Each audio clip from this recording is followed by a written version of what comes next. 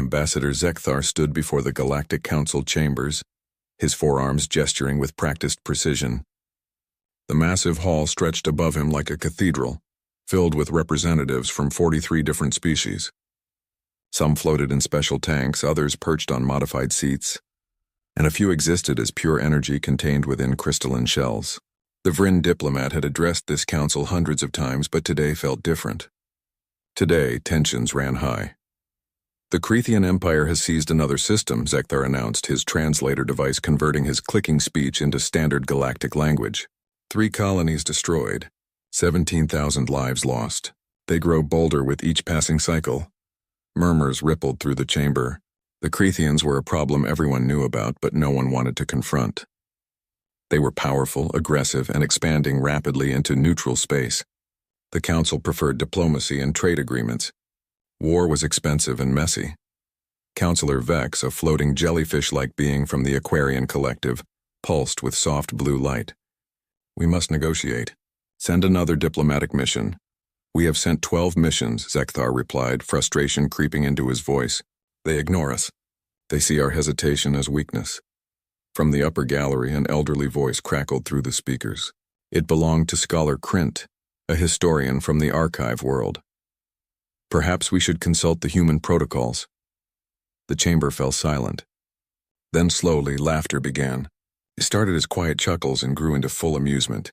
Even Zekthar felt his mandibles twitch in what his species considered a smile. "The human protocols?" Counselor Vex bubbled. "You mean the fairy tales?" Scholar Krint's image appeared on the central display. The ancient being looked tired and annoyed. "They are not fairy tales. They are archaeological records found on 17 different worlds, strategic documents, battle plans, defensive formations that were supposedly created by an imaginary species," another counselor interrupted. "Come now, scholar. Humans are legends. Stories we tell children? They never existed." Zekthar had heard the human stories before. Every species in the galaxy had them.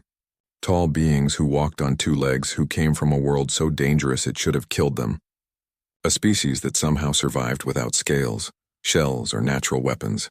The story said humans could eat poison, breathe thin air, and heal from terrible wounds. They said humans fought wars across their entire planet before ever leaving it. They said humans sent primitive machines into space using controlled explosions. The stories were obviously impossible. No species could be that adaptable, that aggressive, that insane. After the council session ended, Zekthar returned to his quarters. But Scholar Krint's words bothered him. The old historian was stubborn and annoying, but he was rarely wrong about historical facts. Zekthar accessed his personal terminal and searched the archives. The results surprised him. There were thousands of references to humans. Most were classified as mythology or ancient fiction, but the sheer volume was unusual. Fictional species did not usually have this much documentation. He found ship designs labeled as human. They looked brutal and primitive compared to modern vessels. Thick armor instead of energy shields, kinetic weapons that threw metal at high speeds instead of elegant particle beams, chemical rockets for propulsion. Everything about them screamed outdated technology. Yet something in the design spoke of efficiency, of purpose. These ships were not built for exploration or trade. They were built to survive. To fight, Zekthar dug deeper. He found cultural records. Music that made his auditory organs hurt with its loud rhythmic patterns. Art that depicted their homeworld, a blue and green planet they called Earth. Literature that showed both beautiful philosophy and horrifying violence, often on the same page. One text caught his attention. It was called The Art of War, and it was allegedly 2,000 years old by human counting. Zekthar read it and felt his blood run cold. The tactical thinking was sophisticated yet brutal. It spoke of deception, of sacrificing small forces to win larger battles, of understanding your enemy so well you could predict their moves. Modern galactic warfare was nothing like this. The Council fought polite wars with rules and surrender protocols. This human document spoke of total war, of fighting until one side could not continue. They could not have been real, Zekthar muttered to himself. No species this dangerous could have existed and then just vanished, but the evidence kept accumulating. He found a linguistic database that showed human languages influenced 17 current galactic trade terms. He found genetic markers in 3 modern species that suggested ancient contact with humans. He found star charts that placed Earth in a specific location, a region now known as the Dead Zone, protected by a mysterious quantum barrier that no ship could penetrate.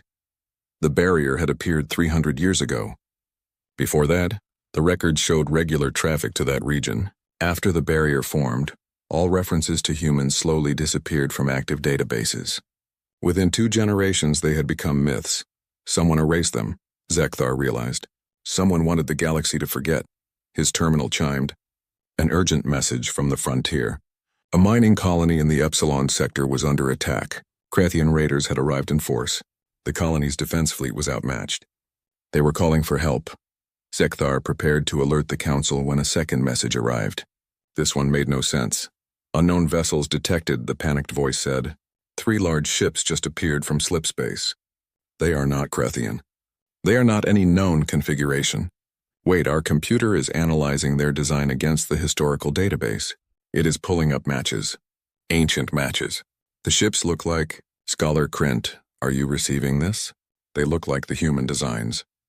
The extinct species designs. But they cannot be. Humans are not real. Humans are... The transmission cut to static. Zekthar stared at his screen. His 4 hearts began beating faster. Around him, alarms started sounding across the council complex. Other representatives had received the same transmission. The emergency session bell rang, calling everyone back to the chambers.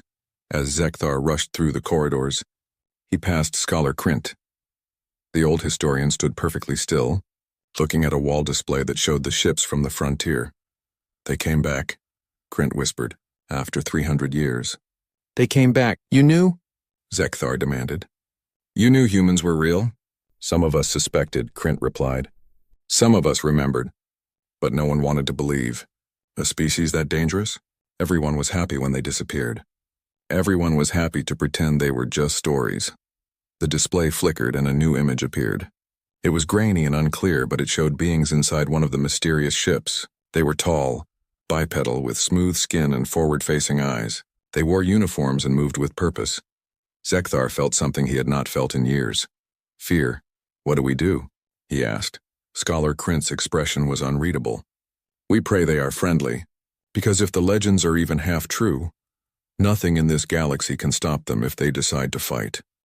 The mining colony at Epsilon Outpost was dying. Fire bloomed in the black of space as Krathian raiders tore through the orbital defense platforms. Colony Director Shenna watched helplessly from the command center as another station exploded into fragments of metal and frozen atmosphere. Civilian transports are away, her tactical officer reported. The young Vrin's voice shook with barely controlled panic. But the raiders are pursuing. We cannot protect them. Shenna's species did not have tear ducts, but she felt the emotional equivalent. 3,000 miners and their families were fleeing in ships that had no weapons and little speed. The Krathian vessels would catch them in minutes. All defense ships form a screen, she ordered. Buy them time. It was a suicide mission and everyone knew it. The colony had 12 small patrol craft against 30 Krathian raiders. But what else could they do? Then space tore open. 3 massive vessels emerged from slip space, their arrival creating ripples of distorted light.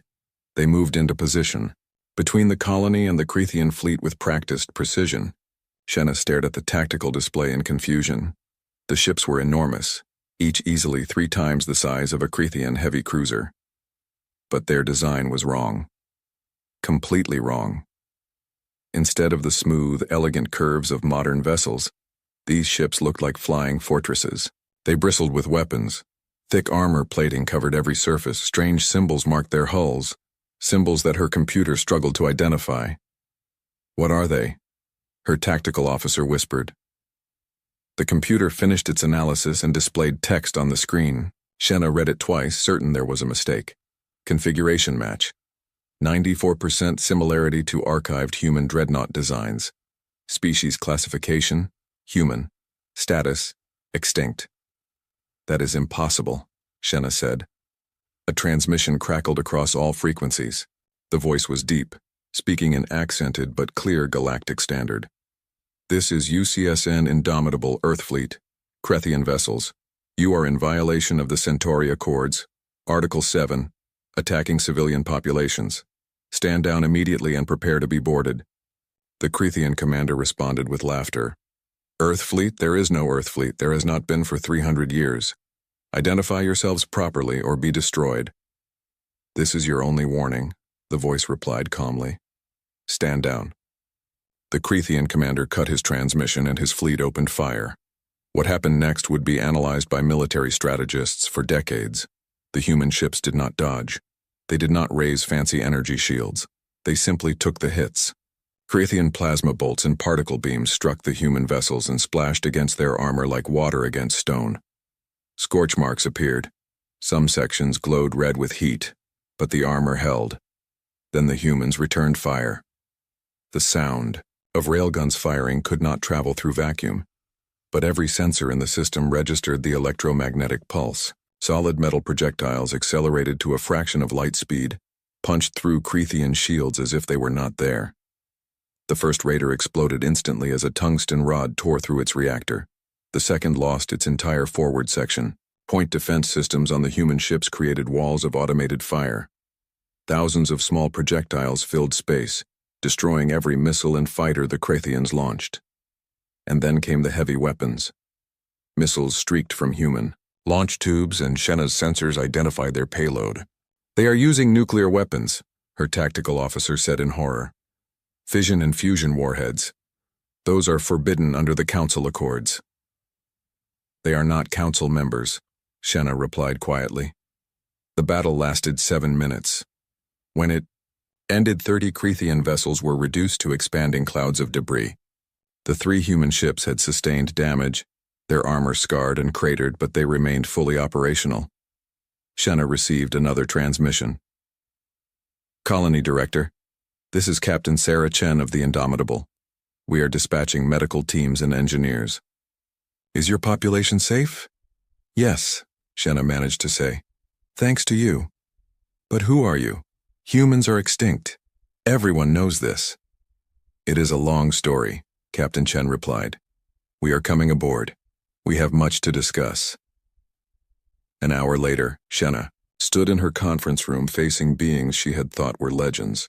Captain Sarah Chen was tall, with brown skin and dark hair tied behind her head. Her uniform was simple and practical, marked with insignia Shenna did not recognize. Beside her stood Commander Marcus Webb, a shorter man with calculating eyes and multiple scars on his face and hands. 300 years ago, Earth faced a plague, Chen began without preamble. A genetic weapon created by an enemy we never identified. It killed billions before our scientists developed a solution. But the solution required us to seal our entire system behind a quantum barrier. We needed time to cure our people and rebuild. You isolated yourselves, Shenna said. That is why you disappeared. We did not want to, Webb added. But we had no choice. We could watch the galaxy from behind the barrier, but we could not interact. We saw the Council form. We saw new species make first contact. We saw old alliances collapse and new empires rise. And we prepared. Prepared for what? Shenna asked. For the possibility that when we emerged, the galaxy might have forgotten us, Chen said. Or worse, might be hostile. So we built a fleet. We refined our technology. We trained our people. And we waited until we were ready. Ready for war, Shenna said softly. Ready to defend ourselves, Chen corrected. We hoped we would not need to. But when we finally lowered the barrier 3 months ago, we found that the galaxy had turned us into myths. And we found that old threats still existed. The Crethean Empire is expanding using the same tactics that started wars in our system centuries ago. We recognized the pattern.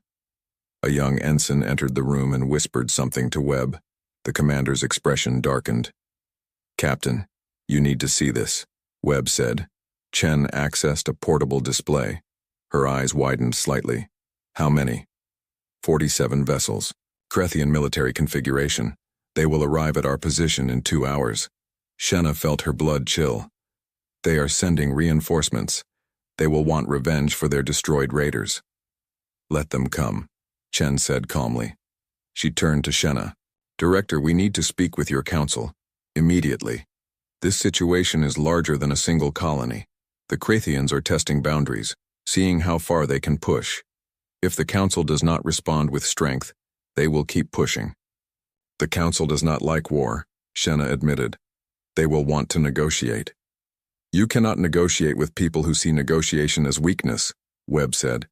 That is a lesson humanity learned the hard way, many times. Chen placed a hand on the table, leaning forward. We did not come back to this galaxy to conquer or dominate. We came back to rejoin the community we once knew.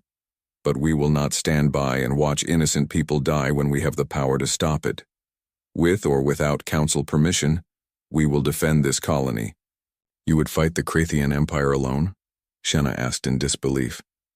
Chen smiled, and it was not a pleasant expression. Director, we have 47 dreadnoughts like the Indomitable. We have 300 cruisers. We have thousands of support vessels and hundreds of thousands of trained personnel. We built an entire fleet in isolation. The Krathian Empire has no idea what is coming. But why? Shenna demanded. Why build so much military power? Because we are human, Webb answered simply. We hope for peace, but prepare for war. It is what we do. It is what kept us alive on our death world. It is what let us survive the plague. And it is what will let us survive, whatever comes next. Chen straightened and gestured to her crew.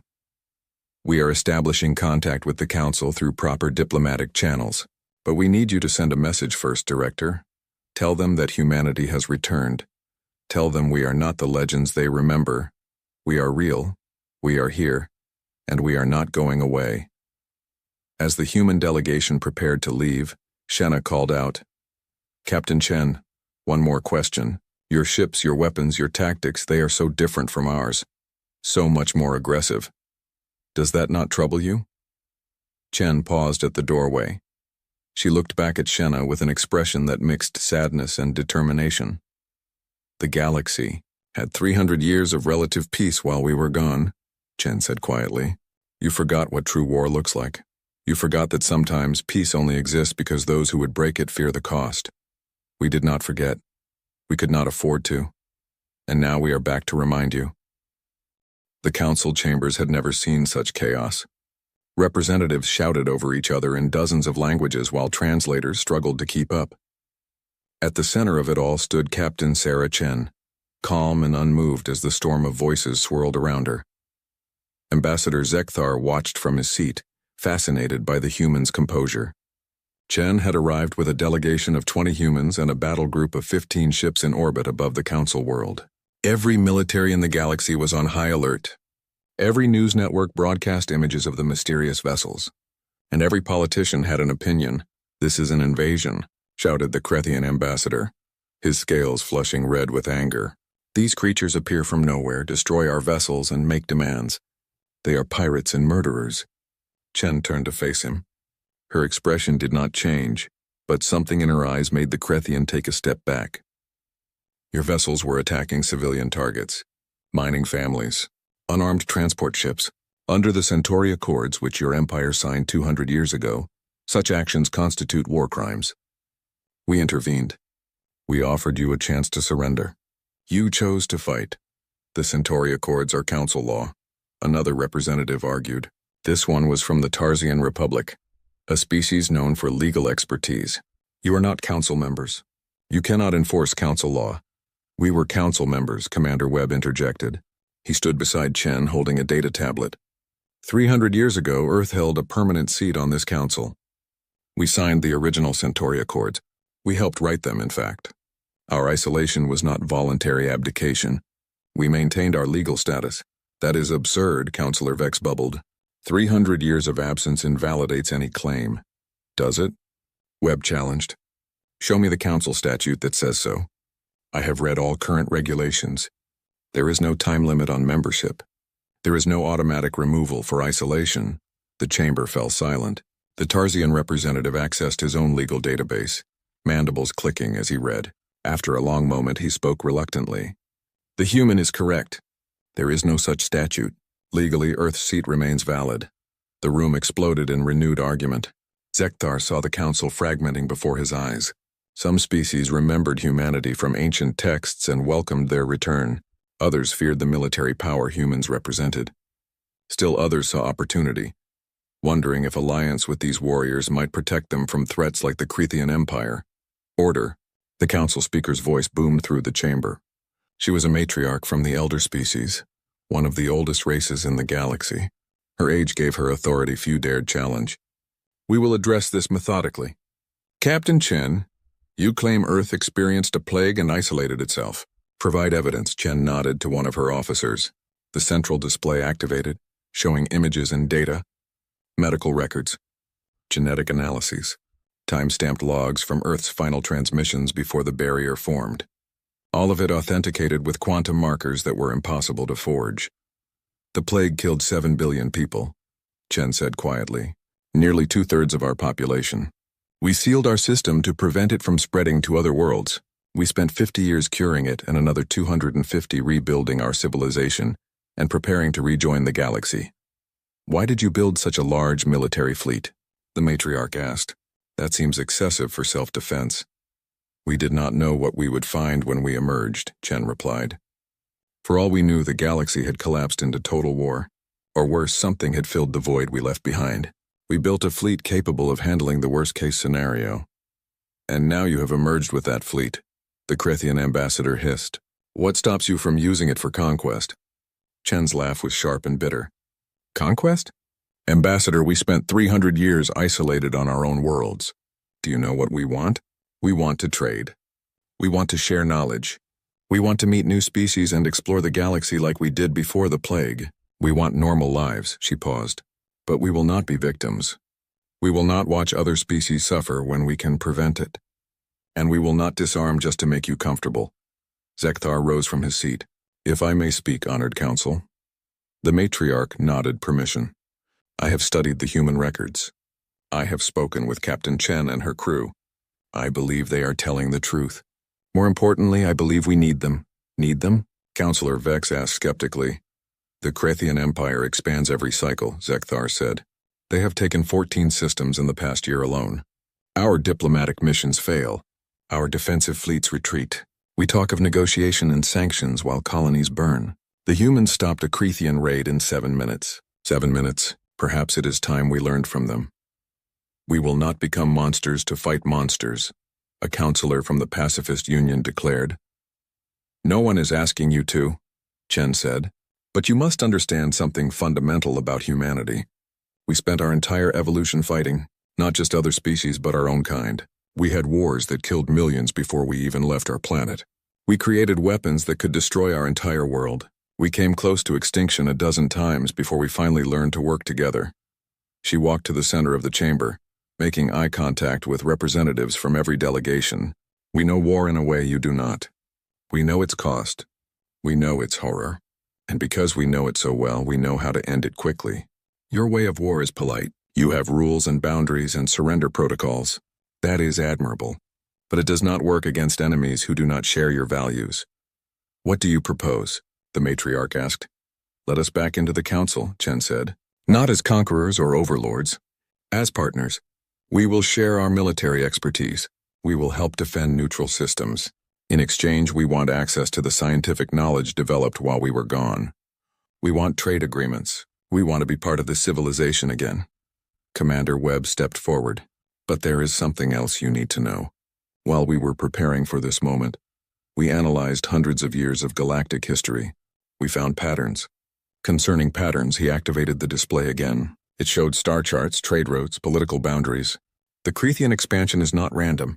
They are searching for something. They focus on old systems, places with ancient ruins. We cross-reference their targets with locations mentioned in our historical databases. The display zoomed in on specific coordinates. Zekthar felt his blood chill as he recognized them. Old archive worlds, dead civilizations, places where the previous galactic empire had collapsed thousands of years ago. They are searching for architect technology, Scholar Krint said from his seat. The old historian looked grim. The ancient AI species that guided the early galaxy. We noticed something else, Webb continued. The quantum barrier that trapped Earth, we never found who created it. The plague that nearly killed us, we never found its origin. And the patterns in galactic history show periodic silences where advanced species suddenly disappear from records. What are you suggesting? The matriarch asked. I am suggesting that someone or something has been manipulating galactic civilization for a very long time, Webb said, and I'm suggesting that the Krethians might be pawns in something much larger. The chamber erupted again. Some counselors dismissed the idea as conspiracy theory. Others demanded investigation. The Krethian ambassador called it propaganda, designed to justify human interference. Through it all, Chen stood quietly, waiting for the storm to pass. Zekthar admired her patience. Finally, the matriarch called for silence once more. This council will vote, she announced. 2 questions. First, do we recognize Earth's claim to its former seat? Second, do we authorize investigation into Commander Webb's concerns? The vote took an hour. When it finished, the results were narrow but clear. 23 for, 19 against, 1 abstention. Earth would return to the council. The investigation would proceed. But as the session ended, an urgent transmission arrived. The Krethian Empire's Grand Fleet had mobilized. 800 vessels were moving toward council space. Their target was Carthax Prime, the gateway system to the core worlds. And their demand was simple: surrender the humans or face war. Zekthar found Chen in the diplomatic wing afterward. They are coming for you, he said. Chen nodded. We expected this. The Krethians cannot allow us to establish ourselves. They must challenge us now while they think we are just one small fleet. Can you win? That depends, Chen said. Will the council fight beside us, or will they sacrifice us to avoid war? Zekthar looked at the human captain. She was asking him to make a choice, not just as a diplomat, but as someone who had to decide what kind of galaxy he wanted to live in. I will speak for you, he said finally. I will argue for joint defense. But Captain, you must understand, many here fear you as much as they fear the Krethians. Then we will have to prove ourselves, Chen replied. At Carthax Prime, the galaxy will see what humanity truly is. Let us hope they like what they see. The Carthax system hung in space like a jewel, 3 inhabited worlds orbiting a stable yellow star. It was a trade hub, a diplomatic center, and the gateway to the Council's core territory. 15 billion people lived in this system. Today, they watched the sky with fear. Admiral Elizabeth Okoro stood on the bridge of her flagship, the Earth vessel Valkyrie. Through the viewport, she could see the gathering forces. 400 council ships formed defensive lines around Carthax Prime. Cruisers, destroyers, carriers, all positioned according to standard defensive doctrine. They looked impressive. They looked organized. They looked like they were going to lose. Krethian fleet has entered the system, her tactical officer reported. Lieutenant Commander Ravi's voice was steady, despite the numbers scrolling across his screen. Confirmed 800 vessels, heavy cruisers, battleships, and support craft. They are maintaining formation at the system's edge. 800 against 400, Commander Marcus Webb said from his station. Standard military thinking says we are outnumbered 2 to 1. We should retreat. Standard military thinking is about to get a lesson, Okoro replied. She activated the fleet-wide channel.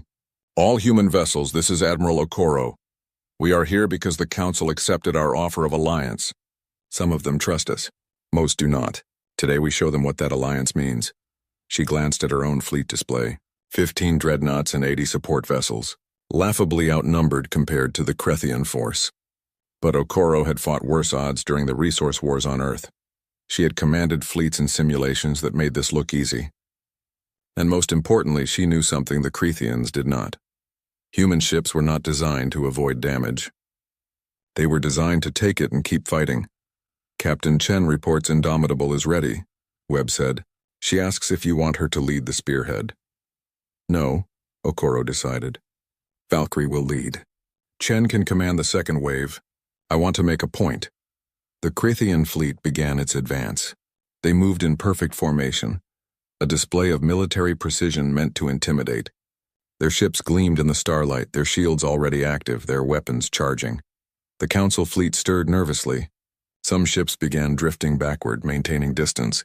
Okoro could hear the Council commanders on the tactical network, debating whether to engage or retreat to a better defensive position. Council fleet. This is Admiral Okoro, she broadcast on the shared channel. Hold your positions, trust us. We know what we are doing. Human Admiral, a voice responded. It was Fleet Commander Tal Esh, a veteran from the Vryn military. The numbers are against us. We should fall back to the inner system and defend from the planet's orbital platforms. If we give them the outer system, they will bombard Carthax Prime from safety. Okoro replied. We stop them here, in the open, where we can maneuver. The Krethian Grand Admiral's face appeared on every screen in the system. He was a massive being covered in red scales with 4 eyes that glowed with confidence. Council fleet, you have one chance. Surrender the human vessels and we will withdraw. Protect them and we will destroy you all. Okoro laughed. It was not a polite laugh. It was the laugh of someone who had heard empty threats before. Grand Admiral, I have a counter-offer. Turn around and leave and we will let you keep your ships. The Grand Admiral's expression twisted in fury. You dare? You have barely 100 ships. We are 800 strong. Yes, Okoro agreed. This is going to be embarrassing for you. The Krethian fleet opened fire. Energy weapons streaked across space, thousands of beams converging on the human positions. The Council ships raised their shields and began evasive maneuvers. Standard defensive doctrine, elegant, efficient. The human ships did something that made every Council officer question their sanity. They shut down their shields. Human fleet, your shields, Commander Talis shouted. You will be destroyed. We do not need shields, Okoro replied calmly. All power to engines and weapons. Execute pattern Delta 7. The human dreadnoughts surged forward at speeds that should have been impossible for ships their size. The Krethian barrage struck their armor and the humans just kept coming. Explosions bloomed across their hulls. Metal heated and glowed, but the thick armor held. Return fire, Okoro ordered. Show them what real weapons look like. The railguns spoke. Tungsten rods, accelerated to near light speed, crossed the distance between fleets in seconds. The first salvo hit 3 Krethian battleships. Their shields flickered and failed. The rods punched through armor, through decks, through reactors. All 3 ships exploded simultaneously. The Krethian formation wavered. They were not expecting that, Webb observed. Their shields are designed for energy weapons, not solid projectiles at those velocities. Press the attack, Okoro commanded. All ships, wedge formation. We are going straight through their center. Admiral, that is suicide. Talesh protested. Only if we were flying your ships, Okoro replied. Watch and learn. The human fleet drove like a spear into the Krethian center. It was aggressive to the point of madness. Council military doctrine said you maintained distance, used cover, preserved your forces. Human doctrine apparently said you charged directly at the enemy and dared them to stop you. Krethian ships tried to scatter, but they were packed too tightly. Their own numbers became a disadvantage as vessels collided trying to avoid the human advance. Meanwhile, human point defense systems created walls of metal that destroyed every missile, every fighter, every projectile the Krethians launched. Then Captain Chen's Indomitable reached effective range for its heavy weapons. Nuclear-tipped missiles streaked from its tubes. The Krethians tried to intercept them with point defense, but Chen had launched too many. 20 missiles, 30, 40. She is using nuclear weapons in fleet combat, someone whispered on the Council channel. Horror and awe mixed in their voice. They are tactical nukes, Webb explained calmly. Low yield, shaped charge, designed to maximize electromagnetic pulse. Watch. The missiles detonated. The electromagnetic pulses cascaded through the Krethian fleet, overloading their sophisticated shield generators.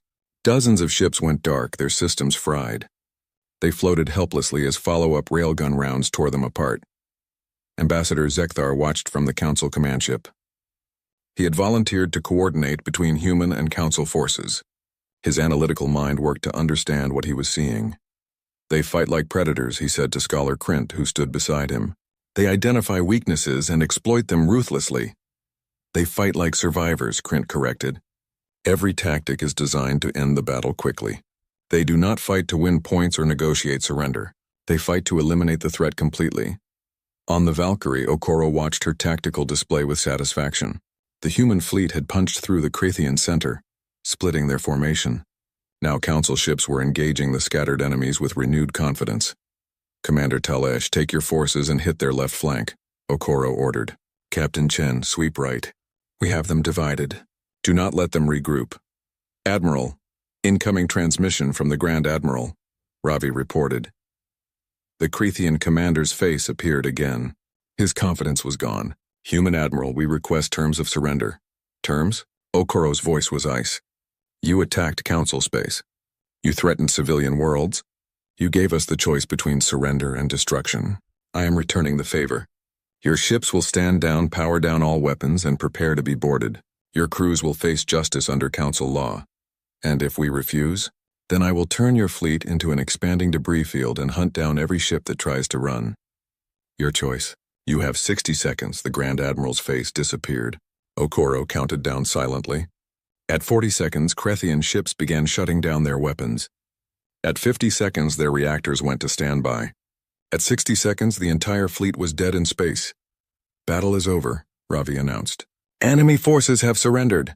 The Council ships erupted in cheers. On dozens of bridges, officers celebrated the first major victory against the Krethian Empire in a decade.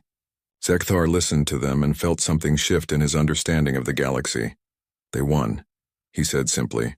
Against 2-to-1 odds, they won. They did more than win, Krint replied. They showed the galaxy that the Krethians are not invincible. That aggressive expansion can be stopped. That strength still matters. But Okoro's expression on the main display was not triumphant. She looked tired. Sad even, Admiral? Webb asked quietly. We won. Minimal casualties on our side. Why do you look like we lost? Because now everyone knows what we can do, Okoro replied. Some will see us as saviors. Others will see us as the next threat. And Commander, I just destroyed 300 Krethian ships. 300 crews who were following orders. That is not a victory. That is a tragedy that had to happen. She activated the fleet-wide channel one more time. All ships, well done. Begin recovery operations. Any Krethian crew in need of medical assistance will receive it. We show mercy and victory. That is what separates us from them. Later, as human and Council forces worked together to secure the battlefield, Zekthar joined Okoro on the Valkyrie. The Admiral stood at the viewport looking at the disabled Krethian ships. You changed everything today, Zekthar said. The Council will never be the same. I know, Okoro replied. That is what worries me. Ambassador, your people. 3 weeks after the Battle of Carthax Prime, the Council chambers felt different. The arguments were the same, the voices still clashed, but something fundamental had changed. Representatives looked at the human delegation with a mixture of respect and fear. No one laughed at humanity anymore. Captain Sarah Chen sat in the newly restored Earth seat, listening to yet another debate about trade agreements. It should have been boring, but she found it oddly comforting. This was normal galactic politics. This was what humanity had missed for 3 centuries. Then Commander Marcus Webb entered the chamber, and Chen knew immediately something was wrong. Webb's expression was carefully neutral, which meant he was deeply troubled.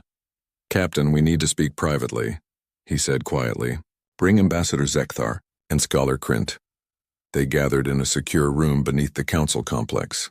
Webb activated a holographic display and locked the door. What I'm about to show you is classified at the highest level. Our intelligence team has been analyzing data from captured Krethian ships. What we found changes everything. The display showed thousands of encrypted files. The Krethian military keeps detailed logs thanks their paranoid command structure. We cracked their encryption. It took our best AI 3 weeks, but we cracked it. What did you find? Zekthar asked. Proof, Webb said simply. Proof that someone has been manipulating galactic civilization for thousands of years. He brought up a star chart. Red markers highlighted specific systems. These are Krethian targets. Every system they have raided, conquered, or scouted in the last 50 years. Notice the pattern? Chen studied the map. Old systems. Pre-Council space. Places where previous civilizations existed before they collapsed. Exactly, Webb confirmed. But here is what made our people suspicious. The Krethians are not looking for resources or strategic positions. They are looking for something specific. Archaeological sites, ancient technology. And they are being guided. The display shifted to show Krethian communications. These are orders from their high command. But notice the language. They reference the guiding intelligence. They mention fulfilling the ancient contract. They talk about awakening the makers. Scholar Krint's eyes widened. The architects. They found the architects. Who are the architects? Chen demanded. Krint's voice shook as he spoke. An ancient AI species. They existed millions of years ago. The legends say they seeded the galaxy with life, guided younger species, and created the framework for galactic civilization. Then they disappeared. Most historians believe they were myths, stories created to explain similarities between different species' development. They were not myths, Webb said. We found evidence in our own databases. During the plague, our scientists analyzed its genetic structure. It was too sophisticated to be natural, too targeted. It was designed specifically to attack human DNA, while leaving other Earth species alone. He paused. Someone created that plague, Captain. Someone tried to kill us 300 years ago. The room fell silent. Chen felt cold despite the comfortable temperature. You think these architects tried to exterminate humanity? I think they tried and failed, Webb replied. And I think they have been manipulating the galaxy ever since, making sure no one remembers us. Watch this, another file appeared. It showed database maintenance logs from the Council's central archives. These logs date back 300 years. Someone has been systematically editing historical records, removing references to humanity, changing documents to make us seem like legends instead of historical fact. The edits are subtle. One word here, one date there, but over decades they accumulated. Who could access those archives? Zekthar asked.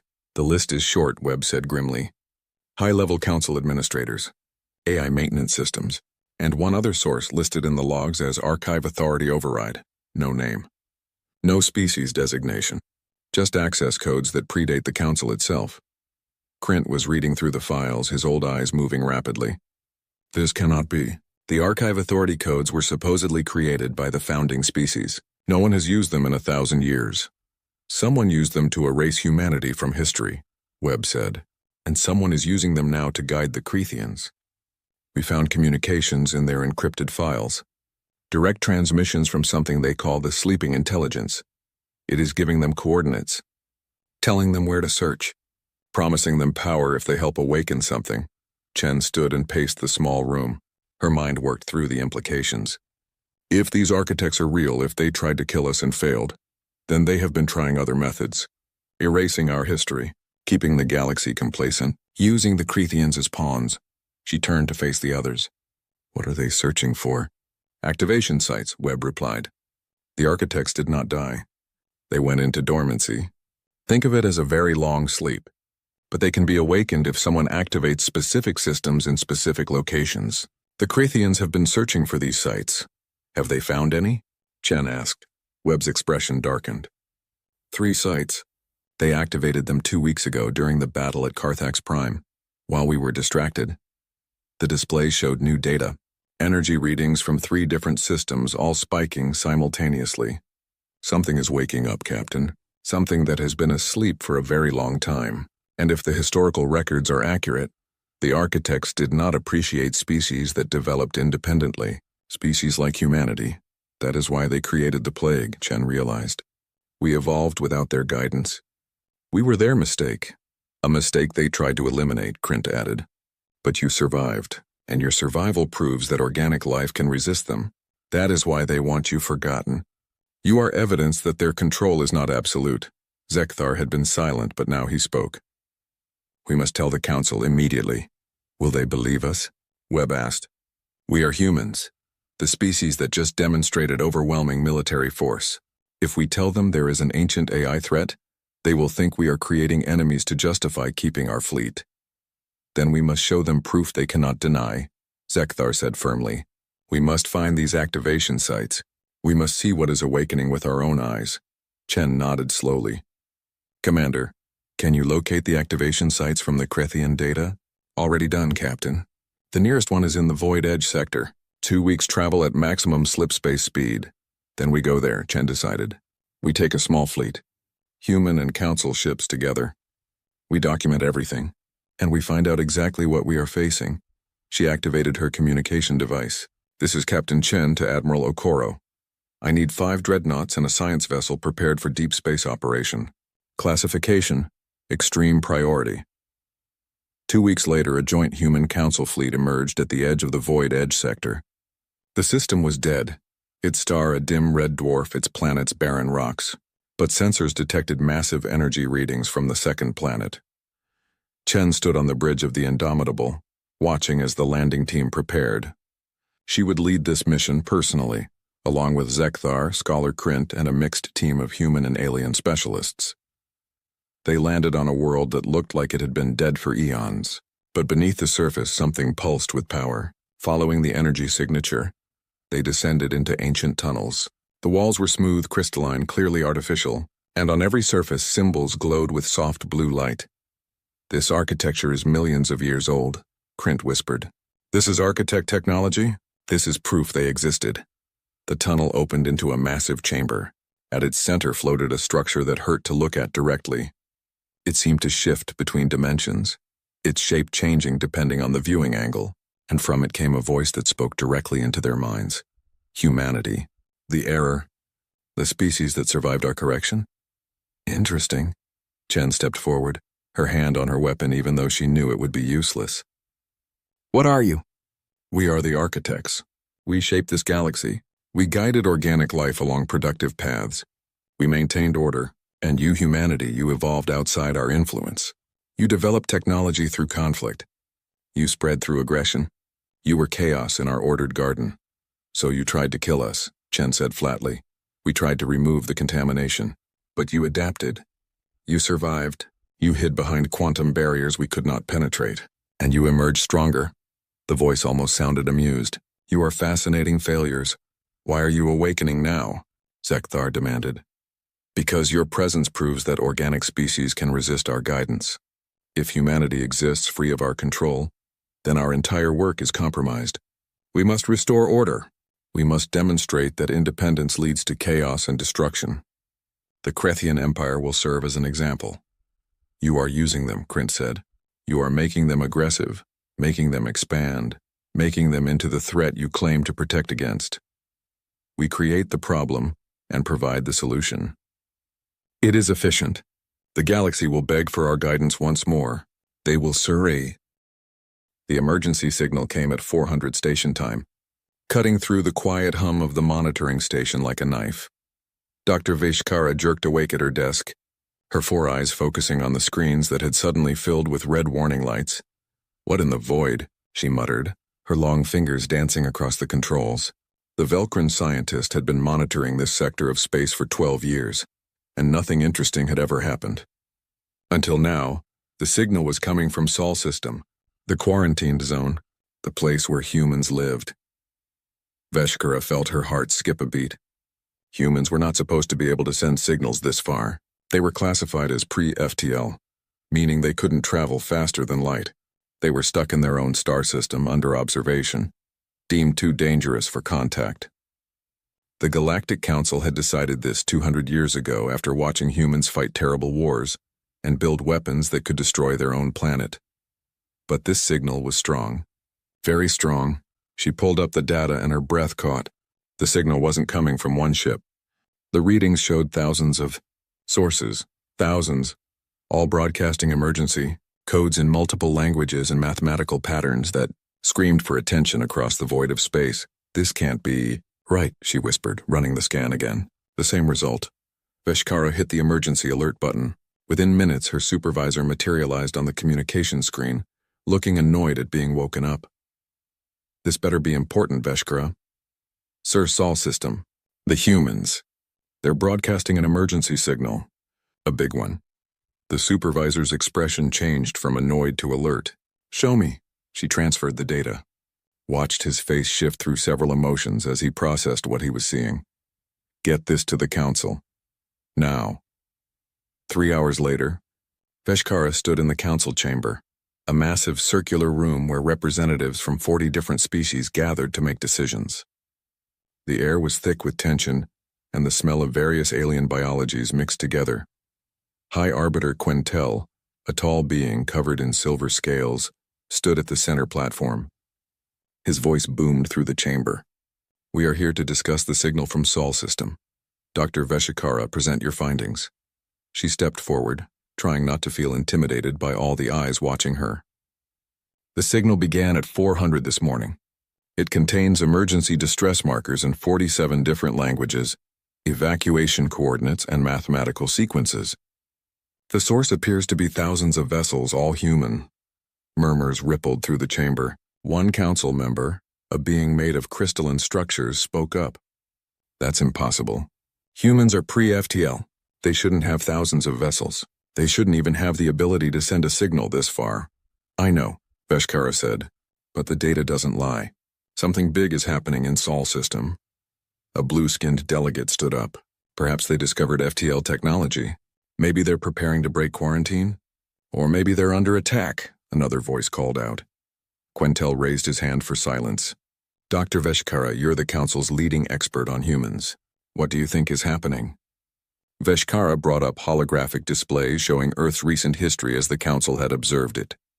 Images of cities, wars, space stations, and nuclear explosions floated in the air. Humans are aggressive, she began.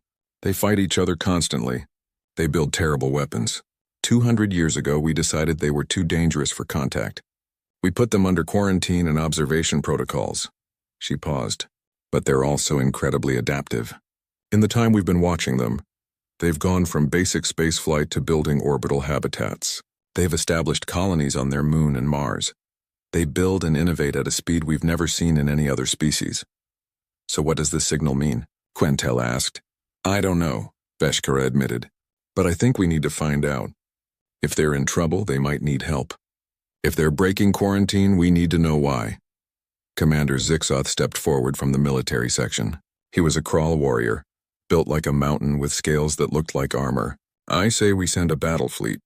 Humans are dangerous. If they're mobilizing, we need to be ready for aggression.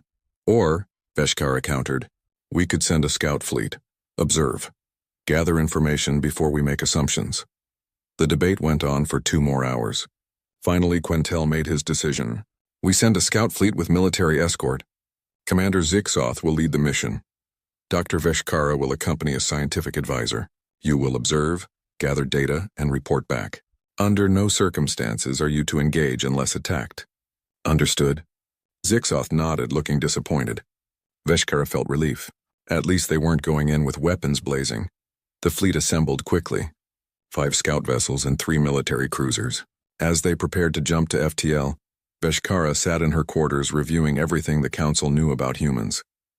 They were violent, yes. But watching the old footage, she saw something else.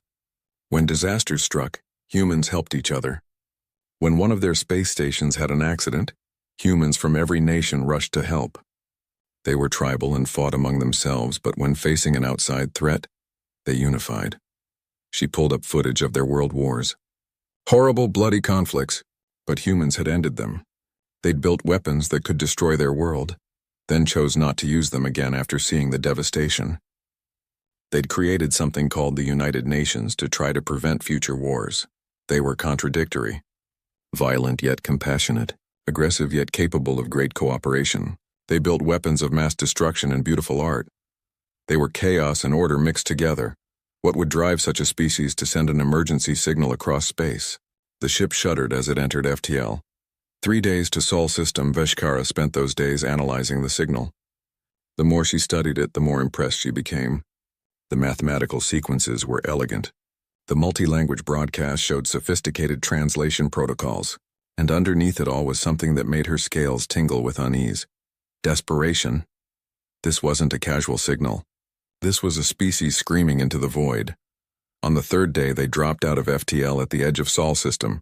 Commander Zixoth called all senior staff to the bridge. Veshkara arrived to find the entire crew staring at the main view screen in stunned silence.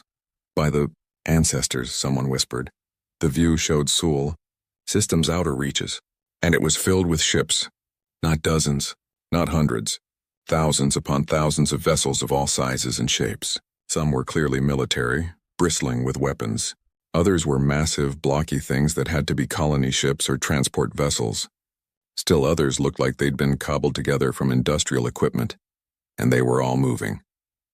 Organizing into formation, preparing for something. Long-range scan, Zixoth ordered, his voice tight. The scan results came back and Veshkara felt her legs go weak. The readings showed massive industrial activity throughout the entire system. Orbital stations being dismantled. Asteroid mining facilities being broken down and loaded onto ships. Even parts of the Mars colonies were being packed up. They're not breaking quarantine, she said quietly. They're evacuating. The entire species is evacuating. Zixoth turned to her. Why? What could make an entire species abandon their home system? Before she could answer, The communication officer called out. "Commander, we're being hailed. Audio only. It's in Standard Galactic Common." Everyone froze. Humans shouldn't know Standard Galactic Common. They'd never had contact with the Council. "Put it through," Zixoth said. A human voice speaking accented but clear Standard filled the bridge. "Unknown vessels, this is Earth Unified Defense Force. You have entered an active evacuation zone.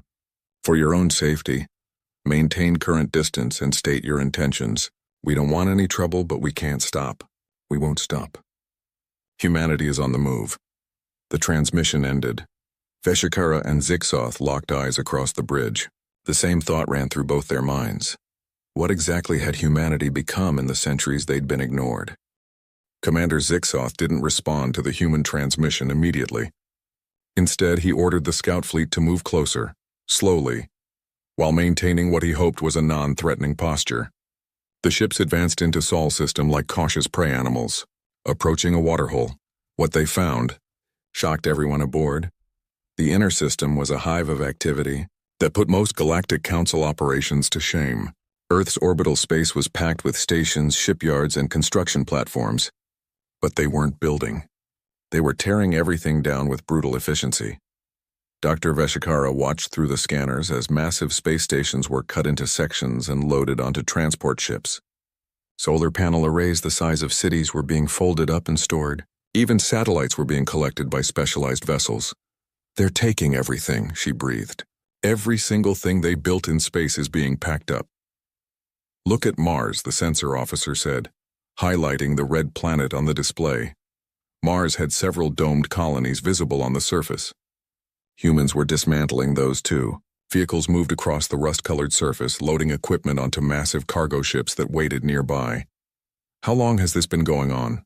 Zixoth asked. Veshikara pulled up spectral analysis data from the system.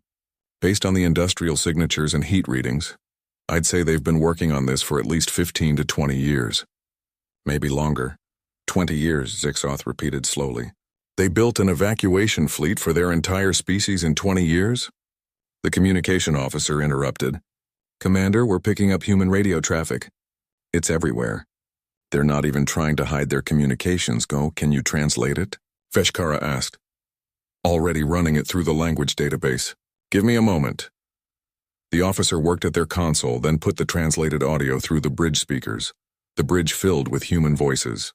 "Com professional coordinating massive operations. Transport Group 7, you're cleared for Jupiter orbital departure. Safe travels, roger that, Control. See you at New Hope Colony. Mining Station Series, this is Command. Finish loading operations within 12 hours. The convoy leaves at 600. Understood, Command. We'll be ready. Civilian Transport Unity reporting engine trouble. Requesting maintenance drone assist. Unity, help is on the way. Stay calm. We'll get you fixed up." Veshikara listened with growing amazement. There was no panic in those voices, no fear. Just determination and efficiency. These humans were coordinating an exodus of billions of people, and they sounded like they were running a standard shipping operation. "Intercept more of their communications," Zixoth ordered. "I want to know what they're running from." Over the next few hours, they pieced together the story from intercepted messages, data transmissions, and public broadcasts that humans were sending to each other. 23 years ago, human scientists had detected something. A massive stellar anomaly heading toward their sun. They called it the Wanderer, a rogue object with incredible mass, possibly a collapsed star core or a black hole wrapped in debris. Whatever it was, its path would take it close enough to Sol's sun to destabilize it within 50 years. Earth would become uninhabitable long before that. The gravitational effects would start causing problems within 30 years. Humanity had two choices: die or leave. They chose to leave. All of them. The Galactic Council's first contact protocol said that when a species reached this level of crisis, the Council would help evacuate them. But humans didn't know the Council existed. They'd been quarantined, watched from a distance but never contacted. So humanity did what they always did when faced with extinction. They adapted. They unified. They built. Veshikara accessed old observation reports to fill in the gaps. 23 years ago, Earth's nations had stopped fighting each other. Every war ended almost overnight. Every space program combined. Every corporation and government pooled their resources into something humans called the Exodus Project. They'd built shipyards in space, massive construction platforms around Earth, Mars, and the asteroid belt. They'd converted their military into a construction and logistics force. They'd trained millions of people as pilots, engineers, and colonists. They'd sent out scout ships in every direction, searching for planets they could live on. They'd found several systems with potentially habitable worlds and established preliminary bases on them. These colony sites were rough, barely livable, but humans were determined to make them work, and they'd built ships, thousands and thousands of ships. "Look at this," Veshkara said, pulling up specifications she'd managed to hack from a human database. Their largest colony ships can carry 50,000 people each. They have over 100 of those, plus thousands of smaller transports, cargo vessels, military escort ships, and mobile construction platforms. Zixoth studied the data with a warrior's eye. Their military vessels are crude but effective. Kinetic weapons, nuclear missiles, basic energy shields. Nothing fancy, but in large numbers they'd be dangerous. "They built all of this in 20 years, Veshkara repeated, still unable to believe it. "It took my people 500 years to develop spacefaring civilization. The Krull needed 600. Humans went from basic space stations to an interstellar evacuation fleet in 2 decades. They had motivation," Zixoth said grimly. "Fear is a powerful teacher," a junior officer called out from the scanning station. "Commander, we're detecting movement in the inner system. A large fleet is assembling near Earth." The view screen shifted to show the planet itself. Beautiful blue and white swirled with clouds, and surrounding it like a protective shell were hundreds of warships. Those are their military escorts, Veshkara realized. They're organizing the civilian convoy. That must be the main evacuation fleet. As they watched, massive colony ships began detaching from Earth's orbital stations. Each one was the size of a small city, carrying tens of thousands of humans. The military ships formed protective formations around them. "How many people are they moving?" someone asked. Veshkara did the calculation. Earth's population is approximately 8 billion. Based on the ship capacity we've observed, they're attempting to evacuate everyone, every single human. The bridge was silent for a moment, everyone processing that number. 8 billion individuals. An entire species pulling up roots and heading into unknown space. Where are they going? Zixoth asked. Veshkara traced the trajectory data they'd collected. Her eyes widened. "Commander, their course will take them directly toward Council space. They've found habitable worlds in our territory. Do they know it's Council space? I don't think they know the Council exists. They just found worlds they can survive on, and they're heading there." Zixoth's expression hardened. "So they're about to invade Council space with a fleet of thousands of ships and billions of refugees, and they don't even know we exist." "They're not invading," Veshkara protested. "They're fleeing for their lives. The Council won't see the difference." A new transmission came through, this time directed at the scout fleet. The same human voice from before, but now with more urgency. "Unknown vessels, you have been observing us for several hours. We know you're there. We're transmitting coordinates for a neutral meeting location. If you want to talk, we're willing. But understand this, we have no choice but to continue our evacuation. If you try to stop us, we will defend ourselves. We don't want conflict, but we won't let our species die because of politics we don't understand. Respond within 1 hour." The transmission ended. Zixoth looked at Veshkara. "They're giving us an ultimatum." "They're desperate," she corrected. "And they're right. They don't have a choice. That stellar anomaly is real. I can confirm it on our long-range scans. Sol's sun will become unstable. We need to report this to the High Arbiter immediately." "Agreed. But what do we tell him?" Zixoth stared at the view screen, watching the human fleet organize itself with impressive coordination. "We tell him the truth. Humanity has mobilized for survival. They're coming toward Council space with a fleet that could match our border defense forces. They don't know we exist, don't care about our laws, and won't be stopped." He paused, then added quietly, "And we tell him that if I were in their position, I'd do exactly the same thing." Veshkara began composing the report, but her mind was racing. The Galactic Council would never allow an unauthorized species to just move into their territory. But how could they turn away billions of refugees fleeing extinction? And more importantly, could they even stop humanity if they tried? She had a feeling they were about to find out. On Earth below, Captain Sarah Chen stood on the bridge of the colony ship UES Resilience. looking at her home planet for the last time. In 3 days, her convoy of civilian ships would depart. 50,000 people were counting on her to get them safely to New Hope Colony. She touched the window, saying a silent goodbye to Earth, then she turned back to her crew. All stations prepare for departure sequence. Let's bring our people home to a new world. The neutral meeting location was a small moon orbiting a gas giant in the outer system. Commander Zixoth's scout ship approached slowly, flanked by 2 escort vessels.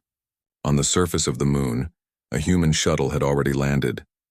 Dr. Veshikara felt her heart's pounding as she prepared to meet humans for the first time. 2 centuries of quarantine were about to end in the most unexpected way possible. "Are you nervous?" Zixoth asked her as they suited up. "Terrified," she admitted. "We've watched them from a distance for so long, studied their violence, their wars.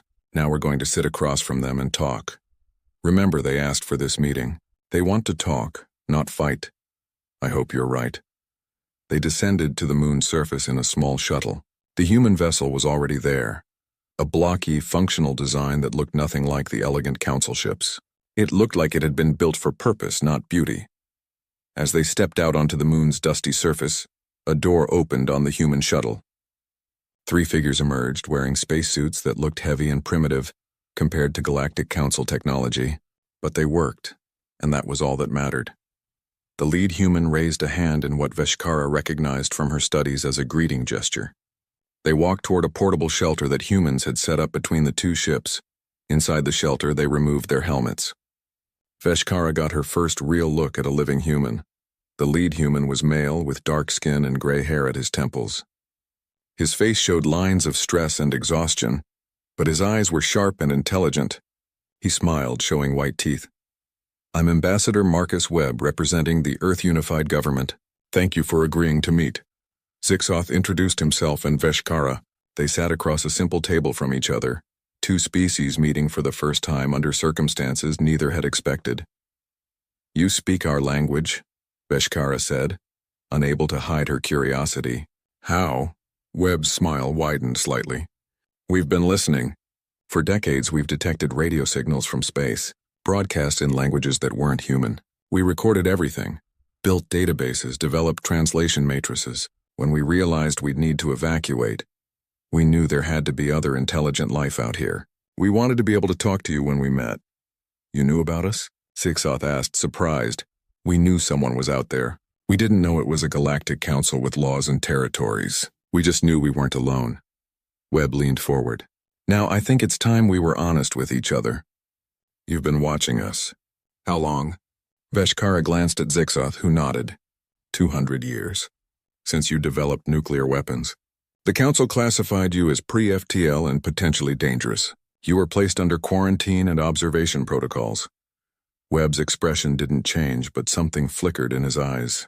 Anger, maybe, or disappointment. "You watched us for 200 years and never made contact. You watched us nearly destroy ourselves in wars and said nothing. You watched us struggle to reach space and didn't help." "Council protocols," Zixoth said stiffly. "Species must reach certain development milestones before contact. And now we're evacuating our entire species and you're here. Is that a milestone?" The tension in the room was thick. Veshikara spoke carefully. "Ambassador Webb, we didn't know about your crisis until your emergency signal. We came to investigate. We want to understand what's happening." Webb pulled out a data device and slid it across the table. "Everything you need to know is there. The stellar anomaly, our evacuation plans, our colony sites. We have nothing to hide." Zixoth picked up the device, scanning the data. His expression grew serious as he read. "You've established colonies on 3 worlds already. Preliminary bases, yes. We sent advanced teams 5 years ago." "These worlds," Veshikara said, looking at the coordinates, "they're in council space. And according to our records, they were surveyed and deemed uninhabitable. Too high gravity, extreme temperatures, toxic atmospheres." Webb nodded. "Uninhabitable for you, maybe. Difficult for us, but not impossible. We've adapted.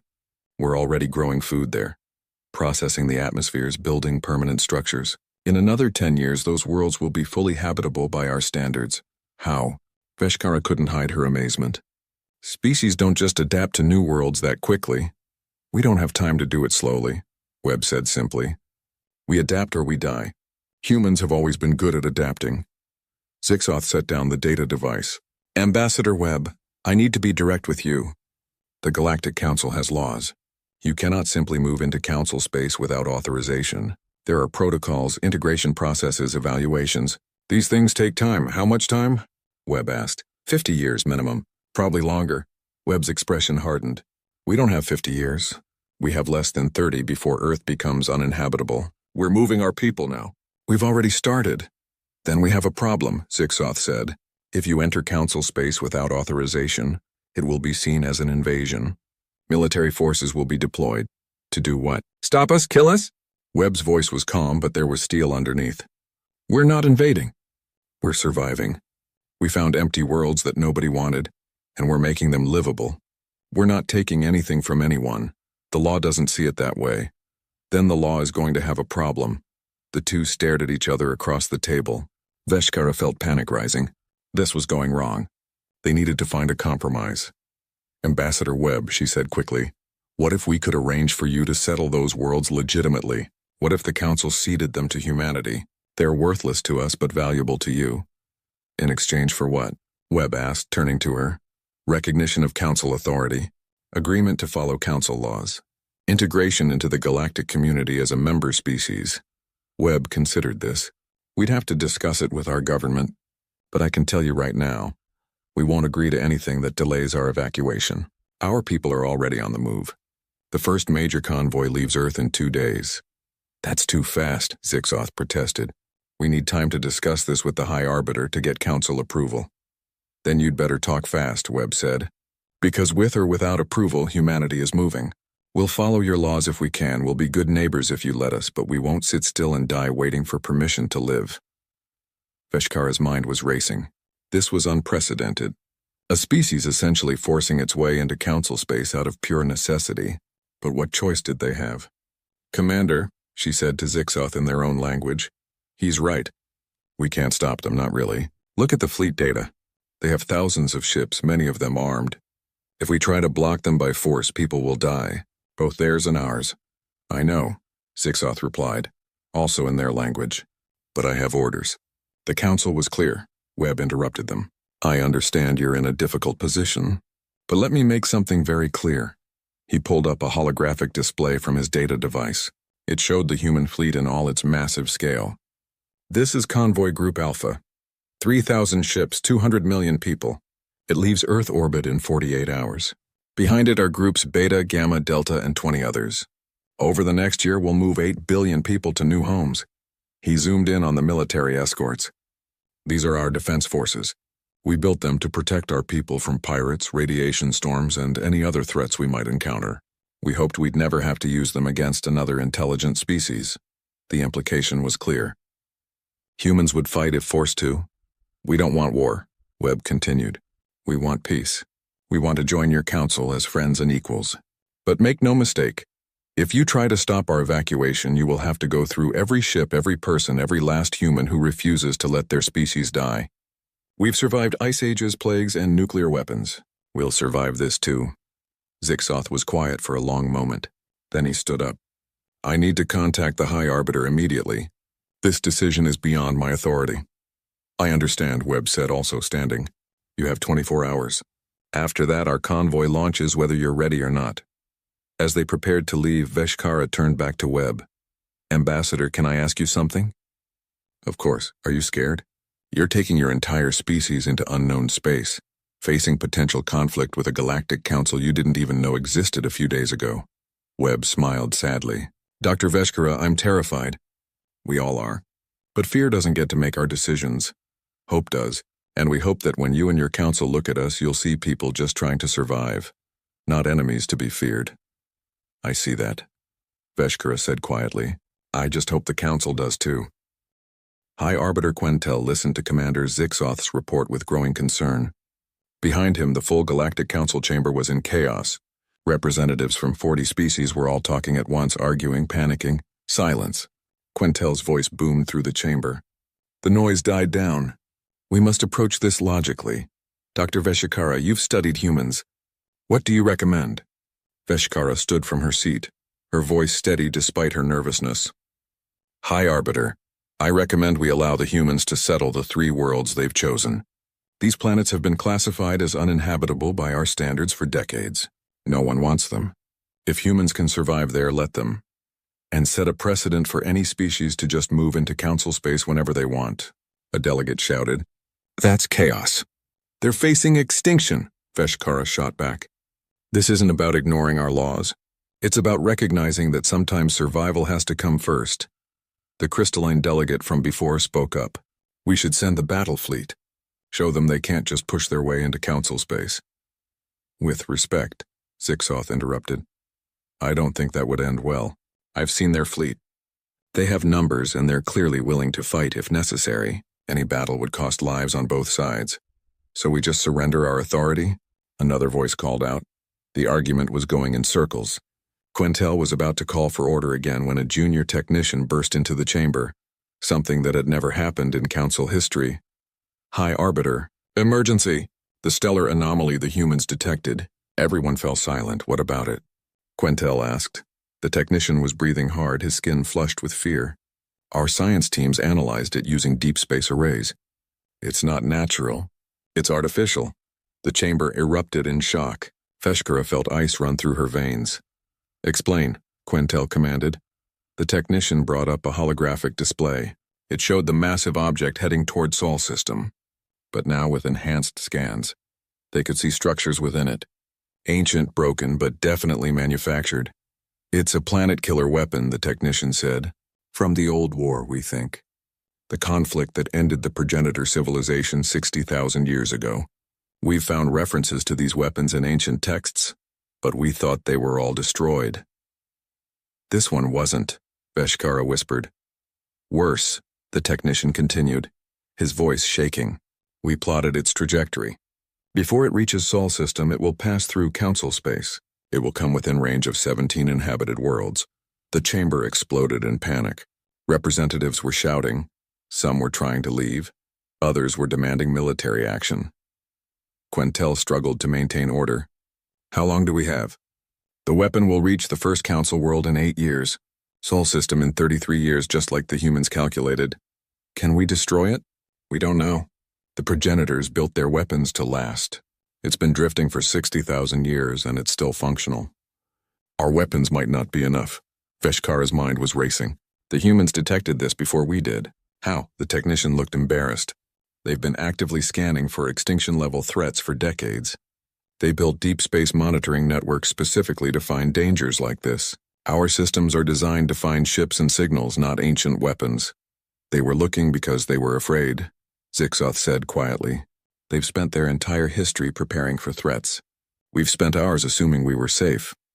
Ambassador Webb's face appeared on the communication screen, transmitting from his shuttle. Hi, Arbiter. I've been listening to your emergency broadcast. My government has authorized me to make an offer. What kind of offer? Quintel asked, still trying to process everything. We'll help you, Webb said simply. Humanity will assist in defending Council worlds from this weapon. We'll share our detection technology, our weapons, and our experience dealing with existential threats. A delegate laughed bitterly. What can a pre-FTL species offer us?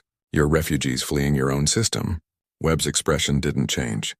We're a species that spent the last 23 years preparing to fight extinction. We've built weapons specifically designed to destroy massive stellar objects, nuclear-pumped kinetic missiles, antimatter warheads, and gravitational disruptors. We don't know if they'll work on that ancient weapon, but we're willing to try.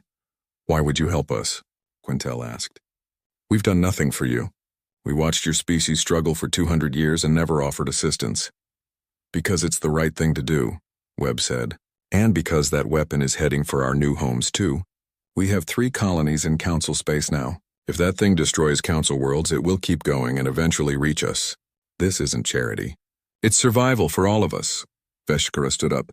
Hi, Arbiter, I support this proposal. We need every advantage we can get, and humans have experience we lack. They're primitives, someone shouted. They're survivors, Veshkara corrected. And right now, we need survivors. Quintel was quiet for a long moment, weighing his options. Finally, he spoke. Ambassador Webb, I accept your offer. Provisionally. Send your technical specifications to our military command. We'll evaluate your weapons and decide how to proceed. Already transmitting. Webb said. And High Arbiter, about our evacuation convoys? Continue your evacuation. The 3 worlds you've chosen are officially ceded to humanity as temporary refuge, pending full council integration. But Ambassador, if your people cause any trouble, this agreement ends. Understood? Understood.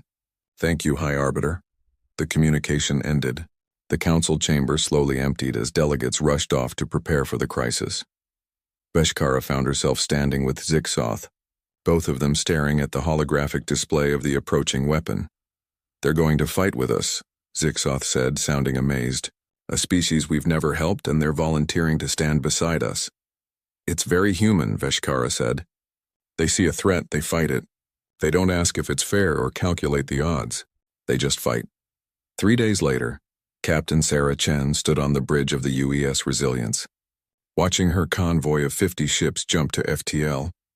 They were heading to New Hope Colony, carrying 50,000 civilians who would build a new life on a harsh world. But now they had company. 2 Galactic Council escort vessels had joined them, offering safe passage through Council space. Chen smiled. It was a start. Not friendship yet, but not war either. A beginning. Her communication officer called out, Captain, we're receiving a transmission from Earth Defense Force. They're requesting volunteers to join a joint task force with Council military. They're preparing to engage that ancient weapon. Chen looked at her second in command. We need to get our people to the colony safely. But after that? After that, ma'am, I think a lot of our crew will want to volunteer. That weapon threatens our new homes. We didn't come all this way just to let some ancient weapon destroy our future. Chen nodded. Send a message to Earth Defense Force. Tell them once we've delivered our passengers, the Resilience and her crew are available for military duty. She looked out at the stars rushing past. Humanity had left their home behind, but they hadn't left behind their fighting spirit. If that ancient weapon wanted to threaten their new worlds, it would learn what every enemy in human history had learned. Humans don't give up. They don't surrender. And they definitely don't let anyone destroy their future without a fight. Behind them, Earth continued its evacuation. Ahead of them, a new home waited. And between those 2 points, a threat loomed that would test both humanity and the Galactic Council. But for the first time in 200 years of isolation, humans weren't facing the threat alone.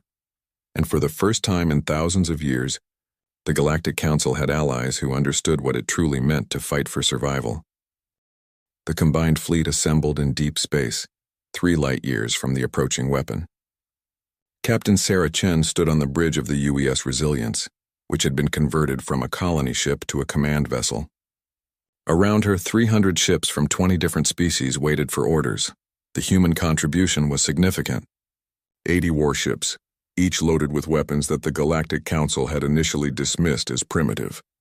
Nuclear missiles, kinetic impactors, experimental antimatter bombs. But after seeing the data, Council military experts had reluctantly admitted these weapons might actually work. All ships report ready, Chen's tactical officer announced. She opened a channel to the fleet. This is Captain Chen.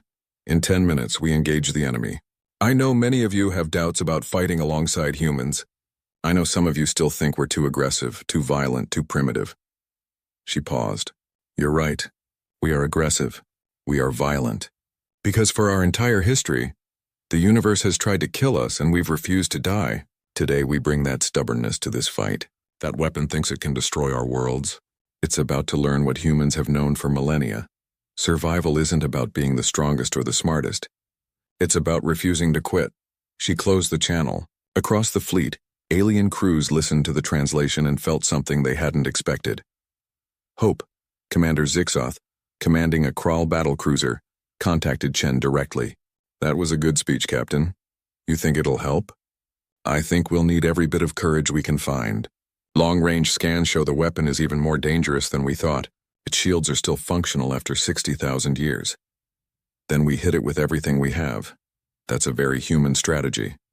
Do you have a better one? Zixoth laughed, a sound like grinding stones. No, let's try it your way. The weapon appeared on the scanners first, then on visual displays. It was massive, easily 20 kilometers across, a sphere of ancient metal covered in strange symbols from a dead civilization. As they watched, sections of it began to glow with a sickly green light. It's detecting us, Dr. Veshikara said from the Council command ship where she was observing. Its automated defenses are activating. The weapon fired first. Beams of coherent energy lanced across space, hitting 3 Council vessels. Their shields held, but barely. The power readings were terrifying. All ships engage, Chen ordered. The fleet opened fire. Council energy weapons struck the ancient shields, creating brilliant flashes of light. Human kinetic missiles followed. Massive projectiles moving at a significant fraction of light speed. The weapon's shields flickered under the assault but held. "It's too strong," someone said over the fleet channel. "Then we hit it harder," Chen replied. She turned to her weapons officer. "Prepare nuclear barrage. All missiles." "Captain, that's our entire arsenal." "I know. Fire them." 50 nuclear missiles launched from the Resilience, each one carrying a warhead powerful enough to level a city. Other human ships did the same. The space between the fleet and the weapon filled with hundreds of nuclear missiles. The weapon's defenses opened fire, destroying many of the missiles. But not all of them. 37 warheads reached their target and detonated simultaneously. The nuclear fires were visible across light years. When the blast faded, the weapon's shields were down. "Now!" Zixoth roared. All ships concentrated fire on the northern hemisphere. Council energy weapons, no longer blocked by shields, began tearing into the ancient metal. Human kinetic impactors followed, punching through the damaged armor. But the weapon wasn't finished. It began spinning and new weapons emerged from hidden ports. Missiles, thousands of them, screamed toward the fleet. "Defensive maneuvers," Chen ordered. The battle dissolved into chaos. Ships scattered, dodging ancient missiles that moved with impossible speed. 3 Council vessels were destroyed. A human frigate took a direct hit and exploded. Chen watched her tactical display with cold calculation. They were losing ships, but the weapon was damaged. They just needed to press the attack. "Get me all human vessels," she ordered. 80 human ships acknowledged her call. "Listen up. That thing is wounded, but it's killing us. We need to finish this fast. I'm ordering a close-range assault. Load all remaining kinetic weapons and prepare for ramming speed." "Captain," her second-in-command said quietly, "that's a suicide run." "No, it's a survival run. If we don't stop this thing here, it will kill billions of people across 17 worlds. Our families. Our children. Everyone we brought to the colonies." She looked around the bridge at her crew. "I'm not ordering anyone to follow me, but I'm going in." "Ma'am," the helmsman said, "we're all with you." Chen opened a fleet-wide channel. "Council ships, this is Captain Chen. Human forces are executing a close-range assault. We'd appreciate covering fire, but we're going in whether you're ready or not." Before anyone could respond, she gave the order. "All human ships, attack speed. Target the damaged section. Let's end this." 80 human vessels accelerated toward the weapon. The ancient device fired everything it had, destroying ships with terrible efficiency. A destroyer exploded to Chen's left. A cruiser broke apart to her. Right, but humans kept coming. Zixoth watched, in awe and horror as human ships closed to point-blank range and fired their kinetic weapons directly into the weapon's damaged hull. Some ships, their weapons spent, simply accelerated harder and rammed into the ancient device. "They're using their ships as weapons," someone said on his bridge, voice filled with disbelief. "They're doing what they always do," Zixoth replied. "Whatever it takes to win." The Resilience shook as it fired its last kinetic impactor into the weapon's core. The massive projectile punched through layers of ancient armor and detonated inside. "All power to forward shields," Chen ordered. "Brace for impact!" The weapon exploded. Not all at once, but in a cascading series of detonations that tore it apart from the inside. The shockwave hit the Resilience like a hammer, throwing everyone to the deck. Alarms screamed as systems failed. When the sensors cleared, the weapon was gone. Just debris scattering across space. "Damage report," Chen gasped, pulling herself back to her feet. "Hull breaches on decks 7 through 12. Engines at 40%. Life support stable. Casualties?" Her second-in-command checked the display, his face grim. "Throughout the fleet, we lost 23 human ships, 14 council vessels, approximately 8,000 personnel." The bridge was silent. 8,000 lives. The price of victory. "They'll be remembered," Chen said quietly. "Send a message to all surviving ships. The threat is neutralized." Mission accomplished. 3 weeks later, Dr. Veshikara stood before the Galactic Council, presenting her final report on human integration. "The battle proved what I've been trying to tell you," she said to the assembled delegates. "Humans are not primitives. They're survivors. They think differently than we do. Where we calculate odds and plan careful strategies, they assess the situation and do whatever needs to be done, regardless of cost. High Arbiter Quintel nodded slowly. 23 human ships sacrificed themselves to destroy that weapon. Some of those ships simply rammed it when they ran out of weapons. That's humanity, Veshkara said. They don't surrender. They don't retreat. They win or they die trying. She paused. But they also showed mercy.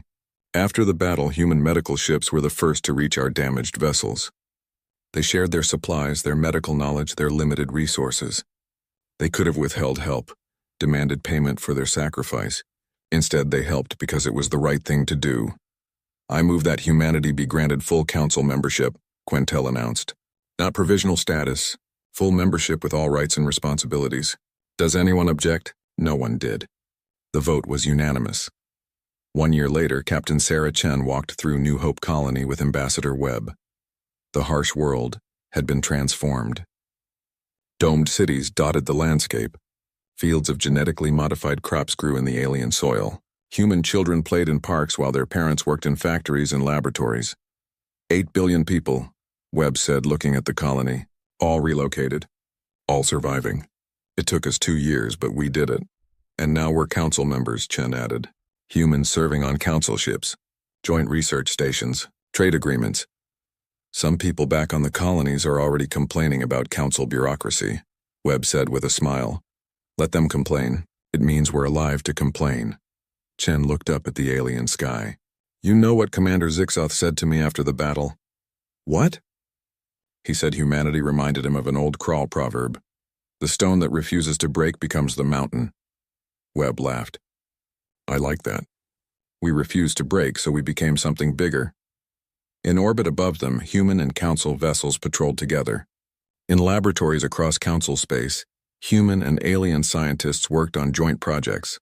In classrooms, human children learned about 40 different alien species, while alien children learned about Earth's history. Humanity was on the move, just as the emergency signal had warned. But they weren't invading or fleeing anymore. They were building, growing, becoming part of something larger than themselves.